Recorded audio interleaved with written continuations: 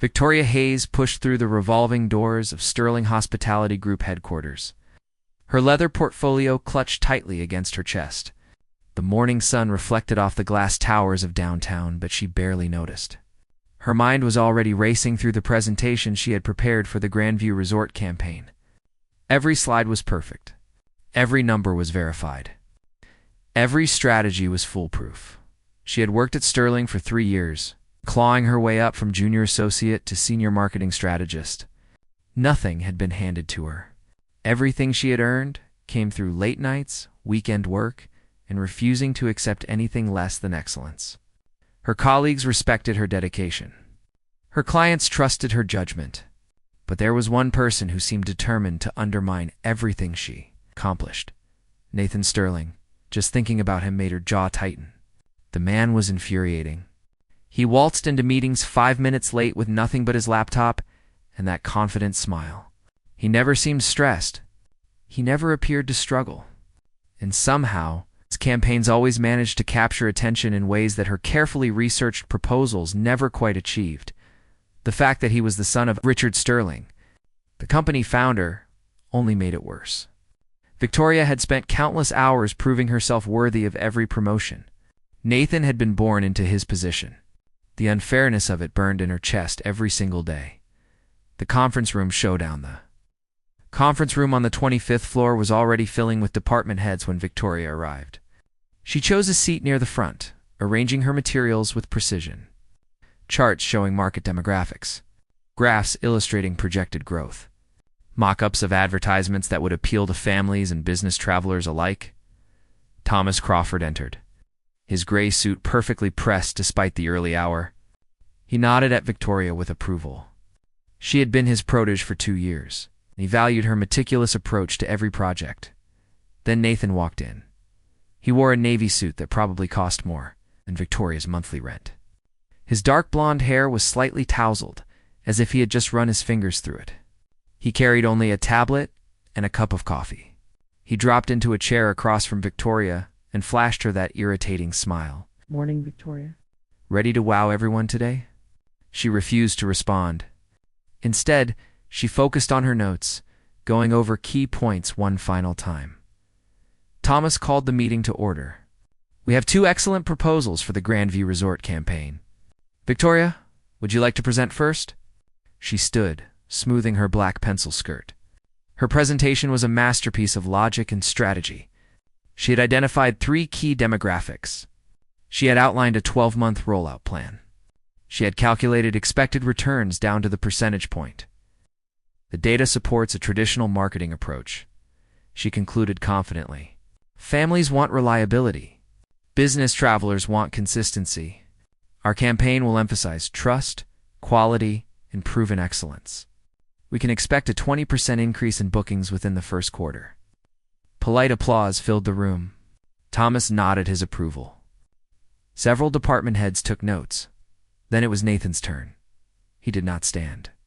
Instead, he swiped his tablet, and suddenly the large screen behind him came alive with vibrant images. Music played softly. The presentation was not a list of facts and figures. It was an experience. Hotels are not about thread counts and continental breakfasts, Nathan began, his voice carrying an energy that immediately drew attention. People book hotels because they want to escape. They want transformation. They want to become the person they dream of being. His campaign showed couples dancing under string lights, families laughing during sunset beach walks, business professionals finding unexpected moments of joy in hotel gardens. Each image was paired with simple, powerful text. Become who you were meant to be. Grandview Resort. The room was silent when he finished. Then Thomas began clapping enthusiastically. Other department heads joined in. Victoria felt her stomach sink. Her presentation had been good. She knew it was good. But Nathan had created something that touched emotions she had not even thought to target. The hallway. Confrontation. Victoria found Nathan in the hallway after the meeting. She had intended to remain professional, but frustration bubbled over. How do you do that?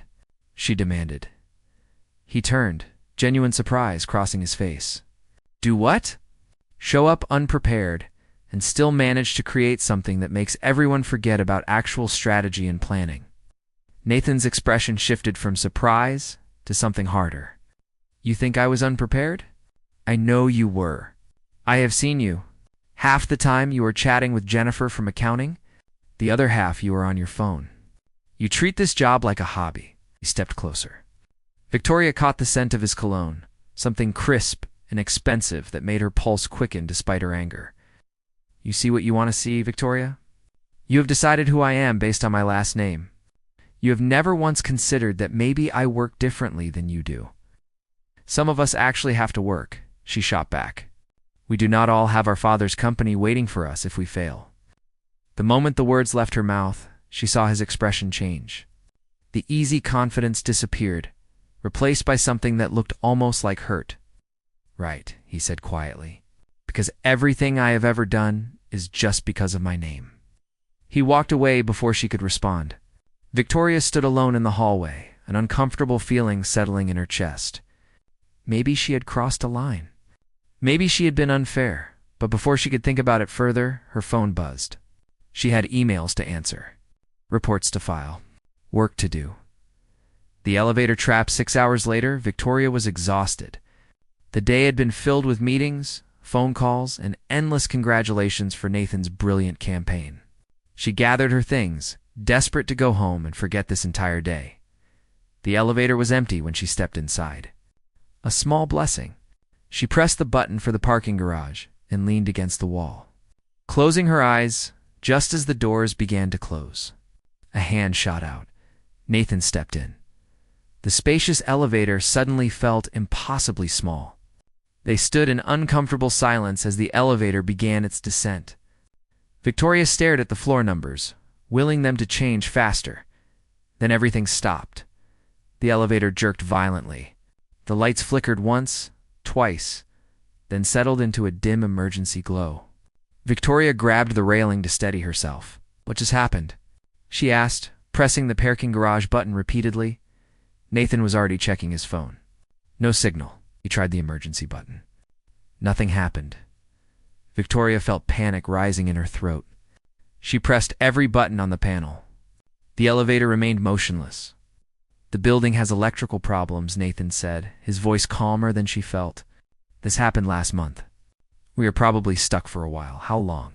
Could be 20 minutes. Could be hours. Victoria sank against the wall. Trapped in an elevator with Nathan Sterling, this day could not possibly get worse. For the first 15 minutes, they maintained complete silence. Victoria checked her phone obsessively, hoping for even one bar of signal. Nathan sat on the floor, his expensive suit wrinkling against the elevator wall. He appeared remarkably calm for someone trapped in a metal box suspended between floors. The air was getting warmer. Victoria loosened her blazer and tried to focus on breathing steadily. Panic would not help. She needed to stay rational. "I'm sorry," Nathan said suddenly. Victoria looked up, startled. "For what?" "For winning today. I know how much that presentation meant to you." She wanted to snap at him, to tell him that his apology meant nothing. But something in his tone stopped her. There was no smugness, no false humility, just genuine regret. "You are not sorry," she replied, but her voice lacked its usual edge. "You are competitive. You enjoy winning." "I do," he admitted. "But not when it means hurting someone who works as hard as you do." Victoria studied him in the dim light. Sitting on the floor, his tie loosened, his hair mussed, he looked different, younger, more human. Less like the privileged heir she had built him up to be in her mind. "You really think I do not work hard?" he continued. It was not a question. It was a statement of fact that he had been carrying for a long time. Victoria shifted uncomfortably. "I think things come easily to you." "Some things do," Nathan agreed. "But not everything. And definitely not the things that matter." "Like what?" He was quiet for a long moment, staring at his hands. "Like proving I am more than just a name on the building. Like earning respect instead of inheriting it. Like convincing people to see me instead of my father's son." The vulnerability in his voice caught Victoria completely off guard. She had spent 3 years seeing Nathan as her opposite. her rival, the golden boy who had everything handed to him. But sitting in the failing elevator light, she began to see cracks in that image. "The truth emerges. I stay late every night," Nathan said quietly. "After everyone goes home, I research. I study consumer psychology. I analyze what worked and what failed. Those presentations that look effortless take me weeks. I test different approaches. I run ideas past focus groups. I fail more times than I succeed." Victoria felt something shift inside her chest. "But you always seem so careless." "I know. It is easier that way. If people think I do not care, then when I fail, it does not matter as much. The expectations are lower, but you do not fail." Nathan looked up at her then, and she saw something raw in his eyes. "I fail all the time, Victoria. You just do not see it because I have gotten really good at hiding it. Last month, I lost the Riverside Hotel account. The month before, my campaign for the business center expansion was rejected. You only see my wins because those are the only ones I let people remember." The elevator shuddered slightly, and they both looked up nervously. The lights dimmed further. "I've resented you since the day you started here," Victoria admitted. The words tumbled out before she could stop them. "Everything I have to fight for, you just have. Every opportunity I earn through blood and sweat, you get handed on a silver platter. Or so I thought. And I have admired you since the day I started," Nathan replied. "Your dedication, your passion, the way you never give up, no matter how many obstacles appear. Do you know how rare that is?" Victoria felt heat rising in her cheeks. "You admired me? You have a strange way of showing it. I argue with you because you are the only person here who challenges me. Everyone else either fears me because of my father or flatters me for the same reason. You treat me like I am anyone else. You make me earn your respect, treat you like my competition." "Exactly." Nathan smiled, and for the first time, it reached his eyes completely. "You push me to be better. Every presentation I create, I think about how you would critique it. Every strategy I develop, I imagine your questions. You make me sharper." Understanding grows. The lights flickered again, and the elevator gave another small shudder. Victoria felt genuine fear for the first time. "What if we are stuck here all night?" she asked, voicing the worry she had been suppressing. "Then we will figure it out together," Nathan said simply. Something about the way he said together made Victoria's heart skip. She found herself really looking at him for the first time. Not as her rival, not as the privileged son, but as a person. His eyes were kind, she realized. Behind all the competition and conflict, Nathan Sterling had genuinely kind eyes. There was intelligence there, and humor, and something else she had never allowed herself to see before. "I might have misjudged you," she said softly. "I definitely misjudged you," he replied. "I thought you hated me. I thought I did too." They sat in comfortable silence for a moment. 3 years of assumptions and misunderstandings seemed to lift between them, leaving something new in their place. "Nathan, yeah, that presentation today really was brilliant." He smiled again, that genuine smile. "Yours was thorough and well-researched. It would have worked perfectly, but yours was better." "Mine was different," he corrected. "Maybe that is okay. Maybe we do not have to be the same kind of successful. Maybe we could even work together instead of against each other." The idea hung in the air between them. Victoria had spent so long seeing Nathan as her enemy that the thought of partnership felt strange, but also exciting. What could they create together if they combined her strategy with his creativity? Her research with his emotional intelligence? Darkness Falls. The elevator gave a more violent shudder, and suddenly the lights went out completely. Absolute darkness surrounded them. Victoria gasped, her heart racing. She heard Nathan move closer in the blackness. "Victoria?" "I am here," she whispered. "Are you okay?" She realized, with some surprise, that she was. Despite being trapped, despite the darkness, despite everything that had led to this moment, she felt safer than she had in months. "I am okay," she said. "We are going to be okay." In the darkness, she felt Nathan's hand find hers. His palm was warm and steady. His fingers intertwined with hers, and she did not pull away. "Ow." He agreed softly. "We are. They sat together in the broken elevator, holding hands in the darkness. Victoria felt something fundamental shifting inside her.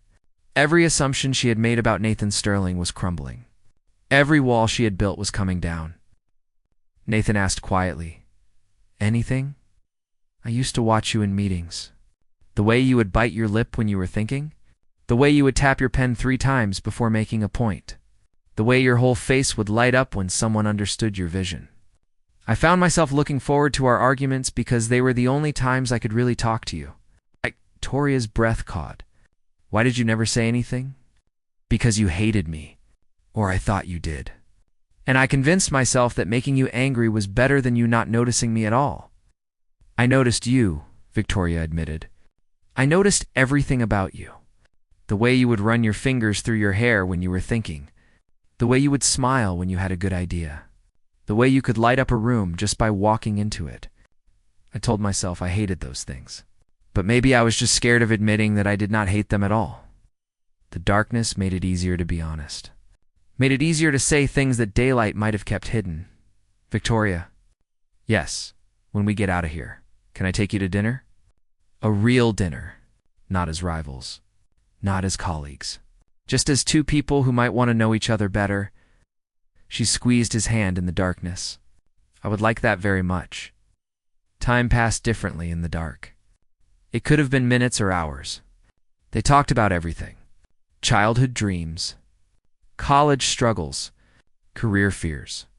Nathan told her about the pressure of living up to his father's legacy. Victoria told him about working 3 jobs to pay for her marketing degree. They discovered they both loved old movies. They both hated mushrooms. They both dreamed of traveling to places they had only seen in photographs. And slowly, in that broken elevator, something beautiful began to grow. The lights flickered back on suddenly, harsh and bright after so long in darkness. Victoria and Nathan blinked, squinting against the glare. They were still holding hands. The elevator lurched, then began moving upward. The emergency speaker crackled to life. "We are so sorry for the inconvenience. We are bringing you to the lobby now. Emergency crews are standing by." Victoria and Nathan looked at each other. In the fluorescent light, the intimacy of the darkness felt suddenly vulnerable. But Nathan did not let go of her hand. And Victoria did not pull away. The elevator doors opened to a crowd of security guards, maintenance workers, and concerned building staff. A paramedic rushed forward with a medical kit. "Are you both all right? Any injuries? Do you need water?" They assured everyone they were fine. Just shaken. A building manager apologized profusely, explaining that a transformer had failed and the backup generators had taken longer than expected to engage. They had been trapped for 2 hours and 17 minutes. Nathan walked Victoria to her car in the parking garage. The night air was cool and welcome after the stale elevator atmosphere. Their footsteps echoed in the concrete space. "So," Nathan said as they reached her sedan. "That happened." Victoria laughed, surprised by how natural it felt. "That definitely happened. Do you regret any of it? The things we said?" She looked at him directly. "Not even a little bit. Do you? Not a single word?" He hesitated, then continued. "About that dinner. I meant it." "Tomorrow night?" "Tomorrow night," Victoria agreed. "But Nathan, what about work? Everyone is going to notice if we suddenly stop arguing." He grinned. "Let them notice. I am tired of pretending I do not like you just to protect my pride." Victoria drove home feeling lighter than she had in years. The city lights blurred past her windows as her mind replayed every moment of the evening. Every confession, every touch, every word that had passed between them in the darkness, the morning after Victoria woke the next morning with butterflies in her stomach. She chose her outfit carefully, a burgundy dress that made her feel confident but not like she was trying too hard. She arrived at the office early, as always, this time with anticipation instead of dread. The elevator doors made her pause. Memories of the previous night flooded back. But she stepped inside with a smile. Jennifer Park was waiting at Victoria's desk when she arrived, practically bouncing with curiosity. "Girl, I heard you got stuck in the elevator last night. Are you okay? Was it terrifying?" Before Victoria could answer, Nathan appeared with 2 coffee cups. "Thought you might need this after our adventure," he said, offering her one. "Vanilla latte, right? I have noticed that is what you usually get from the lobby cafe." Victoria stared at him, warmth spreading through her chest. "You notice what coffee I drink?" "I notice a lot of things about you, Victoria Hayes." He smiled at her, that genuine smile that made her heart race. She accepted the coffee, their fingers brushing briefly. "Thank you," she said, meeting his eyes. "This is very thoughtful." As Nathan walked away, Victoria became aware that Jennifer was staring at her with wide eyes. Several other colleagues had stopped their conversations to watch the exchange. "Okay, what just happened?" Jennifer demanded, pulling Victoria toward the break room. "Since when does Nathan Sterling bring you coffee? And since when do you accept it without making some comment about nepotism?" Office reactions by lunchtime, the entire office was buzzing with speculation. Emma Chen, the administrative assistant who seemed to know everything before it happened, cornered Victoria in the bathroom. "So," Emma said, reapplying her lipstick in the mirror, "you and Nathan got stuck in the elevator for 2 hours last night, alone. And today, he is bringing you coffee. And you are smiling at him. Should I be reading between these lines?" Victoria felt her cheeks warm. "We just talked. Really talked. For the first time, I realized I might have been wrong about him." "Wrong how?" "Wrong about everything," Emma grinned. "About time. Half the office has been waiting for you two to figure it out." "Figure what out?" "That you are perfect for each other. The tension between you has been obvious for years. We just could not tell if it was hate or something else." Victoria thought about Nathan's hand holding hers in the darkness. About the vulnerability in his voice when he admitted his fears. About the way her heart had raced when he asked her to dinner. "Something else," she admitted quietly. "Definitely something else." The afternoon meeting, Thomas Crawford called a department meeting at 3 o'clock. Victoria entered the conference room to find Nathan already there, saving the seat next to him. She sat down, hyper-aware of how close their chairs were. Thomas began discussing the Grandview Resort campaign. "We have been thinking about the 2 proposals. Both were excellent, but they took very different approaches. What if we combined them?" Victoria and Nathan looked at each other. "We could use Victoria's demographic research and strategic rollout plan as the foundation," Thomas continued, "but incorporate Nathan's emotional storytelling and transformative messaging. Together, it could be the strongest campaign we have ever created." "We would need to work very closely," Nathan said, his eyes on Victoria. "Lots of collaboration. Late nights. Intense partnership." Victoria felt a smile tugging at her lips. "I think we could manage that." The meeting continued with planning and assignments, but Victoria barely heard the details. Her mind was already racing ahead to working side by side with Nathan, to combining their strengths instead of competing, to building something together. The evening promised. Nathan met her at the elevator when work ended. This time they both entered with smiles instead of tension. "Ready for our dinner?" he asked as the doors closed. "Absolutely." "Where are we going?" "There is a small Italian place in the Arts District. Family-owned. Incredible food. No one from the office goes there." The elevator descended smoothly, no shutters or flickering lights. But Victoria found herself missing the intimacy of being trapped, of darkness forcing honesty. "Nathan." "Yes. I am glad the elevator broke down." He looked at her with such warmth that her breath caught. "Me too. Best malfunction that ever happened." They drove separately to the restaurant, a cozy place with checkered tablecloths and candles and wine bottles. Over pasta and red wine, they talked for hours. About dreams they had never shared. About fears they had never admitted.